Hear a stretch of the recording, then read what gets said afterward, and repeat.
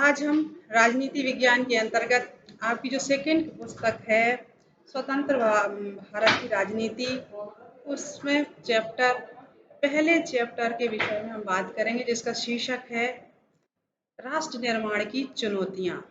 इससे पहले कि मैंने आपको एक लेसन पढ़ाया था अपनी पहली पुस्तक का शीत युद्ध का दौर। शीत युद्ध के दौर के अंतर्गत मैंने आपको बताया था कि आपको कुछ प्रश्न दिए थे और उन प्रश्नों का मैं उत्तर आपसे अपेक्षा करती हूँ कि आपने लिख लिया होगा। उन प्रश्नों के जिन लोगों ने प्रश्नों के उत्तर नहीं लिखे हैं वो अपनी कॉपी में लिख लें, और जिन्होंने लिख लिए हैं वो अपने मेरे उत्तर से अपना उत्तर मैच कर लें। तो मैंने आपको प्रश्न दिया था, शीत युद्ध से हथियारों की होड़ और हथियारों पर नियंत्रण, ये दोनों ही प्रक्रियाएं पैदा हुई। इन दोनों प्रक्रियाओं के क्या कारण थे? तो इसका आंसर है शीत युद्ध शीत युद्ध की हथियारों की जो होड़ थी और हथियारों पर नियंत्रण, ये दोनों प्रतिक्रियाएं उस समय हो रही थी। शीत युद्ध से हथियारों की होड़ का तात्पर्य है कि जो पूंजीवादी अर्थव्यवस्था थी, अमेरिका जो था वो, और जो सोवियत संघ था जो साम्यवादी समर्थक था, ये दोनों ही शक्तियां हथियारों को इकट्ठा करने में लगी हुई थी। दोनों ही शक्तियों में होड़ लगी हुई थी कि मैं सबसे ज्यादा शक्तिशाली हूँगा, और दूसरा भी यही चाहता था कि मैं सबसे शक्तिशाली हूँ। दोनों इतने संग्रह कर रहे थे, परमाणु बम बना रहे थे और शक्तियां इकट्ठी कर रहे थे। ये तो शीत युद्ध में हो ही रहा था, परंतु एक और हथियारों का नियंत्रण भी हो रहा था। हथियारों के नियंत्रण से तात्पर्य, ये दोनों ही देश अनुभव कर रहे थे कि अगर दोनों गुटों में युद्ध हुआ तो उसका जो परिणाम होगा वो बहुत ज्यादा भयंकर होगा, और उस परिणाम को देखने लायक कोई बचेगा ही नहीं, क्योंकि जब परमाणु युद्ध होगा तो परमाणु से पूरा विश्व समाप्त हो जाएगा। इस डर के कारण वहां की जो दोनों शक्तियां थी भी हथियारों का कोशिश करने लगी कि हथियार थोड़ा कमी करें हथियार बनाने में, और उनकी जो मार्ग क्षमताएं थी उनको कम करने का प्रयास करने लगा। तो इससे स्पष्ट होता है हमारा आंसर कि शीत युद्ध के दौरान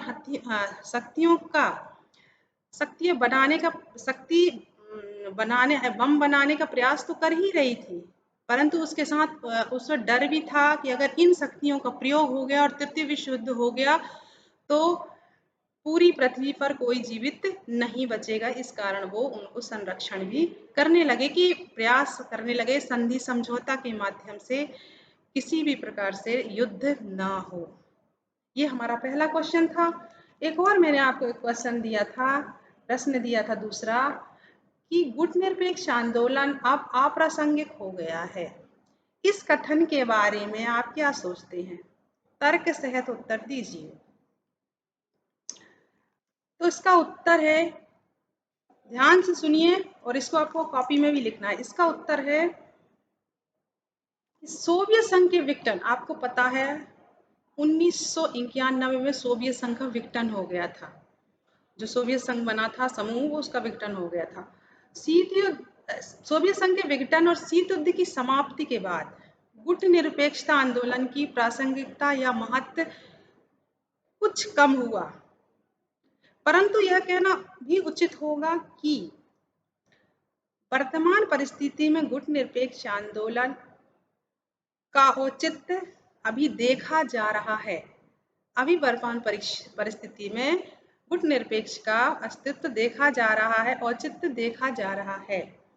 जैसे निशस्त्रीकरण, शांति व्यवस्था और मानवाधिकार की सुरक्षा के लिए गुट निरपेक्ष आंदोलन आज भी प्रासंगिक है। आज भी उसके लिए मीटिंग होती हैं, एक्टिविटीज होती हैं और सभी देश सम्मिलित होते हैं। दूसरा, नई अंतरराष्ट्रीय अर्थव्यवस्था की स्थापना के लिए गुट निरपेक्ष आंदोलन की आवश्यकता आज भी है। विश्व में नई अर्थव्यवस्था की व्यवस्था के लिए, देश को विकास करने के लिए, विश्व को विकास करने के लिए आज भी गुट निरपेक्षता की आंदोलन की आवश्यकता है। तीसरा है संयुक्त राज्य संघ, संयुक्त राज्य अमेरिका। संयुक्त राज्य जो अमेरिका है उसके प्रभुत्व से मुक्ति दिलाने के लिए भी इसका औचित्य है।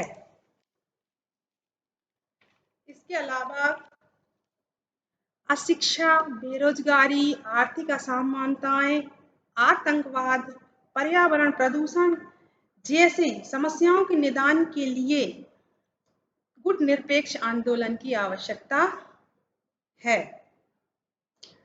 यहाँ तक कि गुटनिरपेक्ष आंदोलन हम लगातार देख रहे हैं कि सदस्य संख्या बढ़ती जा रही। जब 1961 में गुटनिरपेक्ष आंदोलन की स्थापना हुई थी तो मात्र 25 सदस्य देश थे जब उसकी स्थापना हुई थी। अब इनकी संख्या निरंतरता बढ़ती जा रही है और आज के परिवेश में 120 सदस्य हैं गुटनिरपेक्ष आंदोलन में। तो ये भी उसका महत्व दिखाता है कि अगर ये कुछ अप्रासंगिक हो गया होता तो इतनी संख्या में लोग जुड़ते नहीं, देश जुड़ते नहीं। अर्थात एक ध्रुवीय विश्व में गुटनिरपेक्ष आंदोलन अप्रासंगिक हो गया है, यह कहना अनुचित है, बिल्कुल गलत है। आज भी गुटनिरपेक्ष आंदोलन अपना कार्य कर रहा है और निरंतर चल रहा है। चलिए, ये तो थे हमारे प्रश्नों के आंसर जो हमने आपको बताए। अब हम आते हैं अपने जो चैप्टर है हमारी द्वितीय किताब का, स्वतंत्र भारत की राजनीति का राष्ट्र निर्माण की चुनौती। तो जो राष्ट्र निर्माण की चुनौती है वो सबसे पहले हम देखते हैं कि चुनौती होती क्या है। चुनौती मतलब समस्याएं। जब हमारा देश स्वतंत्र हुआ, सबको पता है कि भारत कब स्वतंत्र हुआ, सबको पता है 15 अगस्त 14 और 15 अगस्त की रात्रि को 1947 में हमारा देश आजाद हुआ था। बहुत साल तक हमारे देश पर अंग्रेजों ने शासन किया था। तो जब हमारा देश स्वतंत्र हुआ तो 15 अगस्त 14 और 15 अगस्त की रात्रि को हमारे जो माननीय प्रधानमंत्री पंडित जवाहरलाल नेहरू द्वारा अपनी संविधान सभा में एक भाषण प्रस्तुत किया गया जिसका शीर्षक था भाग्य बधू से चिर प्रतीक्षित भेंट। ये जो भाषण था ये बहुत प्रसिद्ध हुआ और कई बार प्रश्न पूछा भी जाता है कि कौन सा भाषण था जो बहुत प्रसिद्ध हुआ प्रधानमंत्री का। तो हमारा देश स्वतंत्र हुआ और स्वतंत्रता के साथ साथ जब लोग देश की आजादी का जश्न मना रहे थे तो उसके साथ साथ उन्हें एक अंदर से एक डर बैठा हुआ था कि हमें आजादी तो मिली, इतने वर्षों के संघर्ष के बाद हमें आजादी तो मिली, लेकिन जो ये आजादी है वो एक समस्या लेकर भी आई। जो समस्या लेकर आई वो समस्या थी विभाजन की समस्या। जैसा कि हमें मालूम है कि हमारा एक जो भारत देश है वो विविधताओं से भरा हुआ देश है। उत्तर से लेकर दक्षिण से, पूरब से लेकर पश्चिम तक बहुत सारी विविधताएं भरी हुई और हमारे विशाल देश में सब मिलजुल कर निवास करते थे। परंतु एक जो हमारा भारत स्वतंत्र हुआ, आज़ादी आई और आज़ादी के साथ हमको मिली विभाजन, भारत और पाकिस्तान का विभाजन। तो हम सबसे पहले ये देखेंगे कि भारत और पाकिस्तान का एक विभाजन क्यों हुआ, इसके क्या कारण थे, किन कारणों से भारत का विभाजन हुआ। तो एक सिद्धांत था द्विराष्ट्रीय सिद्धांत। द्विराष्ट्रीय सिद्धांत जो था उसका मानना था कि भारत और पाकिस्तान दो कौमों का देश है। अलग उन दोनों देशों में रहने वाले दो धर्म मुख्यतः हैं हिंदू और मुस्लिम। इन दोनों कौमों के लिए उनके अधिकारों की रक्षा के लिए अलग अलग देश होना चाहिए धर्म के आधार पर। मुसलमानों के लिए अलग देश और हिंदुओं के लिए अलग देश। इस तरह का सिद्धांत ये मोहम्मद अली जिन्ना जो थे उनके द्वारा प्रतिपादित किया गया था। उन्होंने ये बताया था कि दोनों देशों के लिए अलग अलग दो समुदाय के लिए अलग अलग देश होना चाहिए। अब हम देखते हैं कि ये जो द्विराष्ट्रीयता सिद्धांत है, जो विभाजन का प्रारंभ हुआ, उसमें और क्या क्या कारण सम्मिलित थे। ये द्विराष्ट्रीयता का सिद्धांत तो था ही, जिसकी मांग मुस्लिम लीग के द्वारा रखी गई। मुस्लिम लीग वो संस्था थी जिसके जो कि मुसलमानों के हित के लिए बनाई गई थी। 1906 में इसका निर्माण किया गया था और ये तब से लगातार मुस्लिमों के हित के लिए प्रयासरत थी।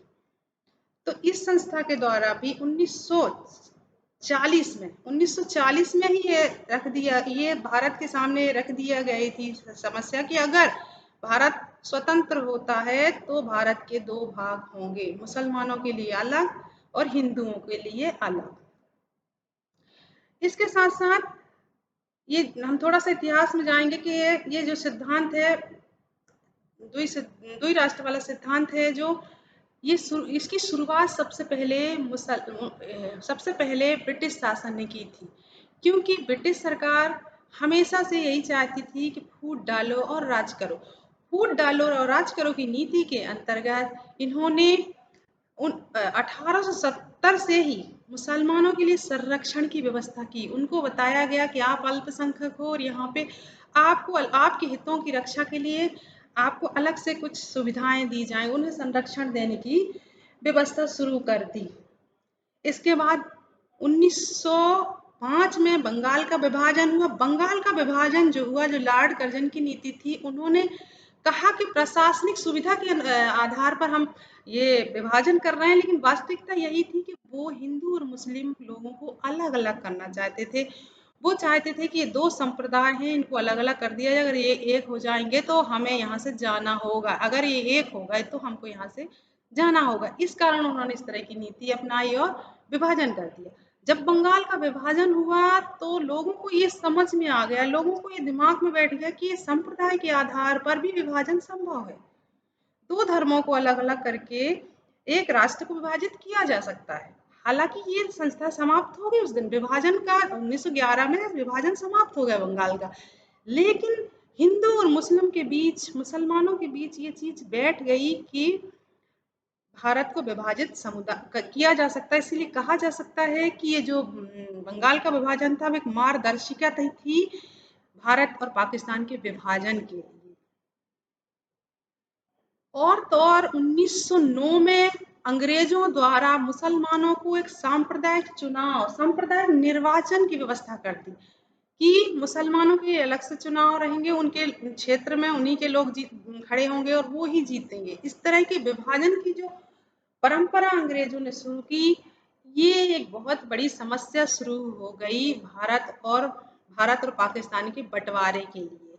तो हमने अभी देखा सुना कि द्विराष्ट्रीय सिद्धांत क्या है, मुस्लिम लीग की क्या मांगे थी।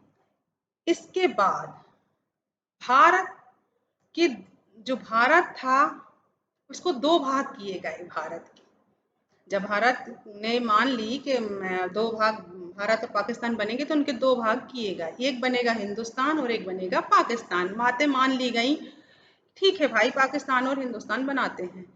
परंतु समस्या उस समय हुई विभाजन की कि कहाँ ऐसे बहुल्य मुस्लिम है, कहाँ पर भारत और पाकिस्तान को विभाजित किया, कहाँ मुस्लिम बहुल है, कहाँ हिंदू बहुल है, कौन सा क्षेत्र ऐसा है कि जहाँ पाकिस्तान और हिंदुस्तान को डिवाइडेशन कर दिया जाए और उनको बांट दिया जाए। तो इस समस्या के लिए दोनों बहुत सर्वे किया गया, सब तरह देखा गया कि कौन सी ऐसी स्थान है जहाँ पर भारत और पाकिस्तान बनाया जाए। तो बहुत ज़्यादा जांच पड़ताल के बाद पता चला, सूचना मिली कि दो ऐसे स्थान हैं जहाँ पर मुस्लिम बहुल्य है, मतलब मुस्लिमों की संख्या उस जगह पर बहुत ज़्यादा है। पश्चिमी क्षेत्र, एक भारत का पश्चिमी क्षेत्र और एक भारत का पूर्वी क्षेत्र। अब समस्या ये उत्पन्न हुई कि ये दो क्षेत्र अलग अलग जगहों पर है और पाकिस्तान तो एक बनाना है, तब दो अलग अलग जगहों पर कैसे बनाया जाएगा। इससे बहुत ज़्यादा परेशानी हुई कि कैसे बनाया जाए। तो निर्णय किया गया कि दो पाकिस्तान बना दिए जाए, दो पाकिस्तान बना दी जाए, एक पश्चिम में और एक पूर्व में। एक पाकिस्तान बनाने में बहुत ज़्यादा समस्याएं हुई, जिलों को भी डिवाइडेशन किया गया, सीमांत जितने जिले थे उनका डिवाइडेशन किया, लेकिन उस विभाजन में भी समस्या थी कि कौन से जिले, कुछ जिले ऐसे थे जिसमें बहुत बहुल मात्रा में हिंदू थे और कुछ जिलों में मुस्लिम थे। तो उनका कैसे विभाजन किया जाए? तो एक निर्धारण किया गया कि जो जिले मुस्लिम बहुल हैं वो पाकिस्तान में जाएंगे और जो जिले हिंदू बहुल हैं वो हिंदुस्तान में आएंगे। इस कारण जिलों के आधार पर विभाजन सुनिश्चित कर दिया गया। अब ये विभाजन सुनिश्चित कर दिया गया तो इसमें जनता जो थी वो असहमत थी। जनता सहमत नहीं थी कि विभाजन किया जाए। जनता को ये लगता था कि नहीं, हम जहाँ जन्मे हैं, जो हमारी जन्मभूमि, हम यहाँ से नहीं जाएंगे। जनता के साथ बहुत ज़्यादा परेशानी हो रही थी। जनता बंटवारे से बिल्कुल खुश नहीं थी जनता, क्योंकि सभी लोग, ऐसा नहीं था कि जो बहुल जो जहाँ पे इस्लाम धर्म बहुल है तो क्या वहाँ हिंदू नहीं है, वहाँ पे हिंदू लोग भी निवास करते थे। और ऐसा बिल्कुल नहीं था कि हिंदुस्तान में जहाँ पे हिंदू बहुल है वहाँ पर मुस्लिम नहीं थे, वहाँ पे मुस्लिम भी थे, परंतु वो एक जगह से दूसरी जगह स्थानांतरण नहीं होना चाहते थे। ये एक बहुत बड़ी समस्या थी जनता की। जनता असहमत थी इस विभाजन से, चाहती नहीं थी कि ये विभाजन हो। अल्पसंख्यकों की समस्या भी बन गई, क्योंकि ये जो विभाजन हुआ वो विभाजन जो विभाजन हुआ वो हिंदू और मुस्लिम के लिए हुआ, लेकिन जो अल्पसंख्यक थे जैसे सिख हैं, बौद्ध हैं, पारसी हैं, इन सब धर्मों के लोग कहाँ जाएंगे? इनके लिए कोई व्यवस्था नहीं थी, तो बेचारे बहुत ज्यादा परेशान थे।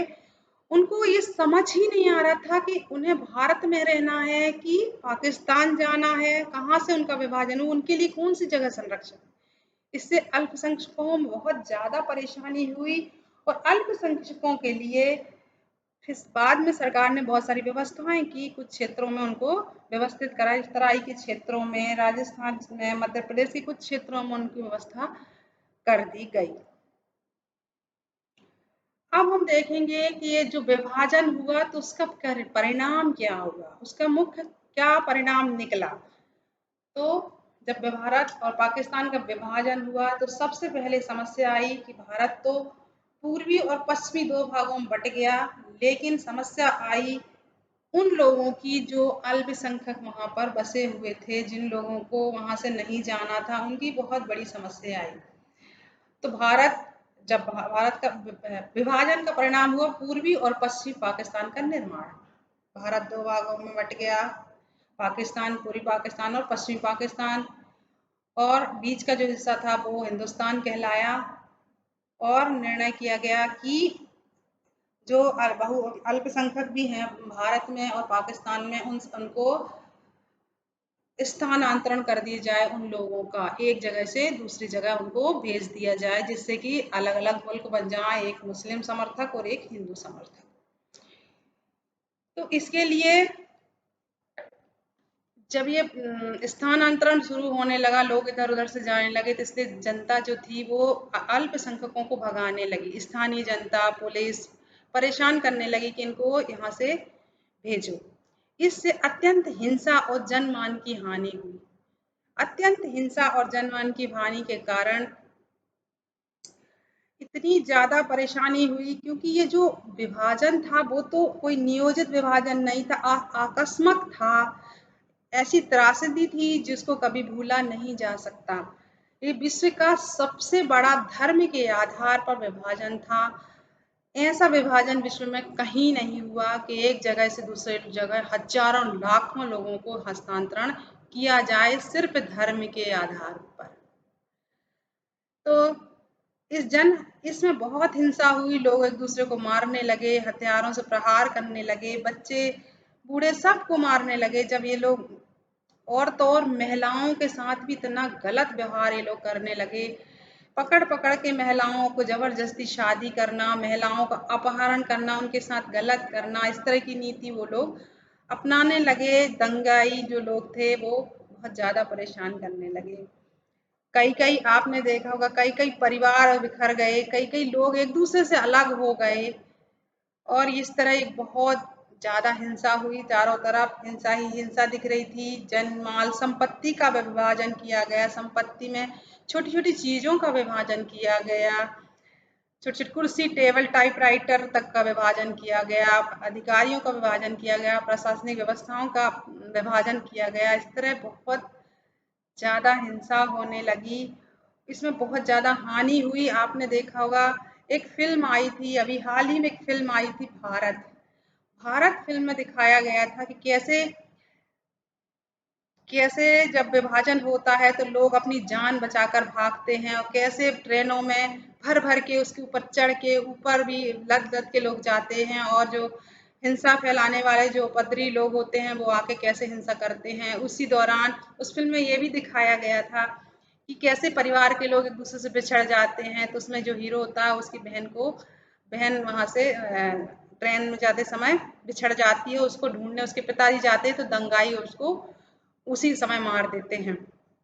तो इस तरह जो बहुत बड़ी घटना थी जो कि फ़िल्म के दौरान दिखाया गया है और इसी तरह वास्तविकता में ट्रेनों को रोक कर लोग उनको मार दिया करते थे जो अपने समुदाय के लोगों के साथ तो बहुत अच्छा व्यवहार करते थे, उन्हें हलवा पूड़ी खिलाते थे, मिठाइयाँ बाँटते थे। लेकिन जो विरोधी मतलब दूसरे समुदाय के लोग थे, उनको वहीं पर गोली मार के हत्या कर देते थे, ट्रेनों में आते-जाते समय।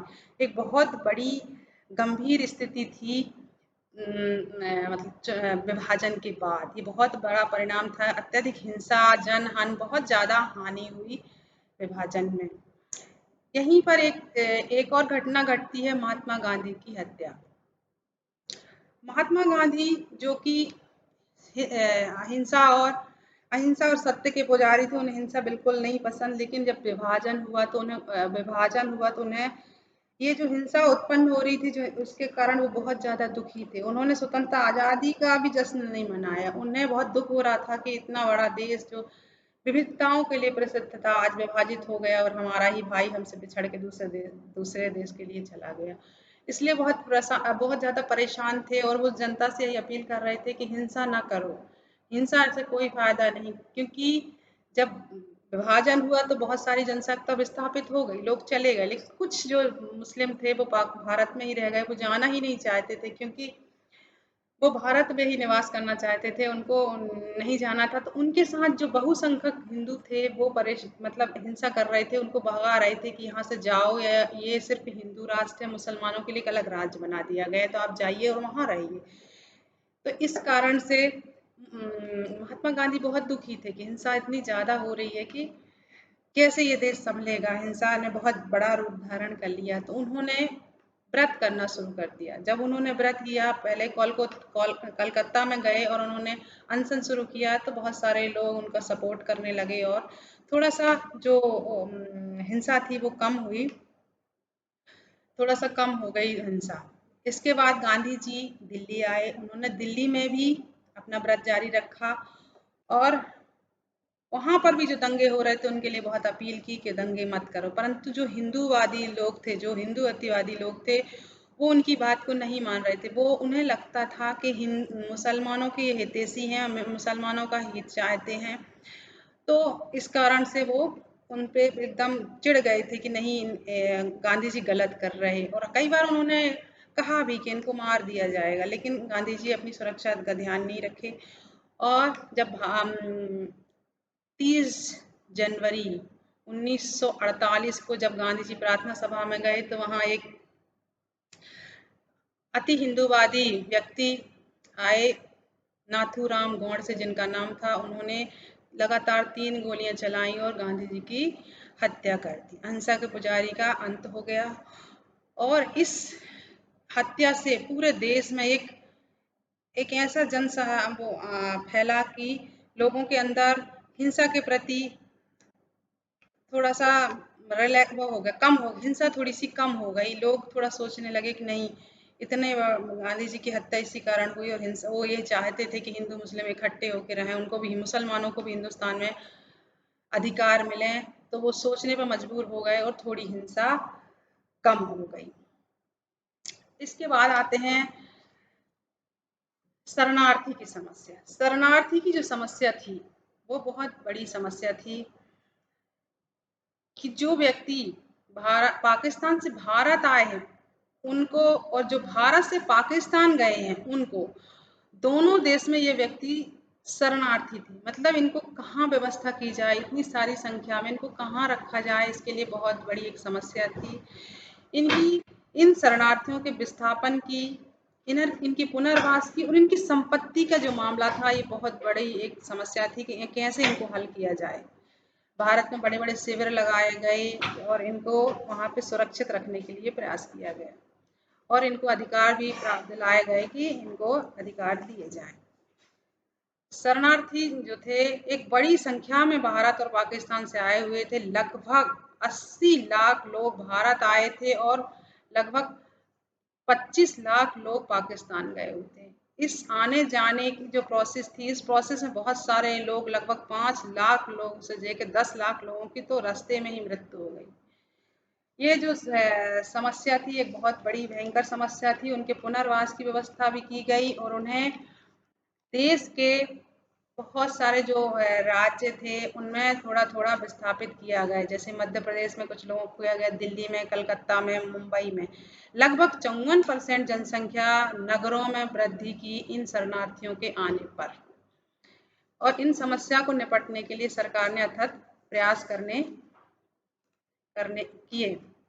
इसके बाद आ जाता है संपदा का विभाजन। संपदा का विभाजन से तात्पर्य संपत्ति का विभाजन कैसे किया जाए, क्योंकि ये जो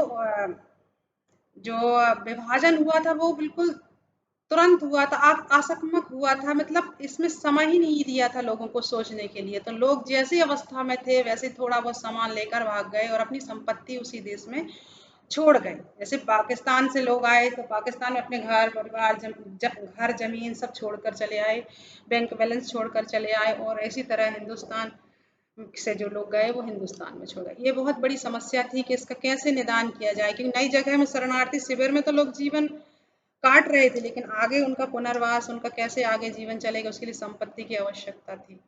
तो इस तरह इन संपत्ति की समस्या को इसकी समाधान के लिए सरकार द्वारा एक कदम उठाया गया। प्रधानमंत्री जवाहरलाल नेहरू और पाकिस्तान के प्रधानमंत्री के द्वारा एक समझौता किया गया, लियाकत समझौता 1950 में, जिसके अंतर्गत ये निर्णय लिया गया कि जो जिस देश में है उसको जितनी संपत्ति उसने मूल देश में छोड़ी है उतनी संपत्ति उसको नवीन देश में प्राप्त होगी। इसके बाद एक समस्या और आ गई, कश्मीर की समस्या। कश्मीर जो था वो धरती का स्वर्ग कहा जाना वाला देश था।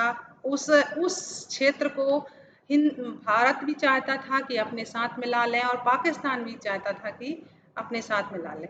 तो ये जब विभाजन हुआ तो कश्मीर जो था वो भारत में सम्मिलित हुआ, क्योंकि वहाँ का जो राजा था वो हिंदू था और वहाँ से विभाजन में ये जो कश्मीर था वो भारत में आया। हमेशा इसकी पाकिस्तान की हमेशा यही वो रहती थी कि कश्मीर भारत पाकिस्तान में होना चाहिए और हमेशा वो प्रयासरत रहता रहा कश्मीर को अपने में मिला लिया है। कश्मीर में भी कश्मीर की समस्या निरंतर बनी रही। ये थे अपने विभाजन के परिणाम के दो रूप में विभाजन आया, पूर्वी और पश्चिम पाकिस्तान के रूप में। अत्यधिक हिंसा हुई, शरणार्थी समस्या हुई, संपदा का विभाजन हुआ और कश्मीर समस्या उभर कर सामने आई।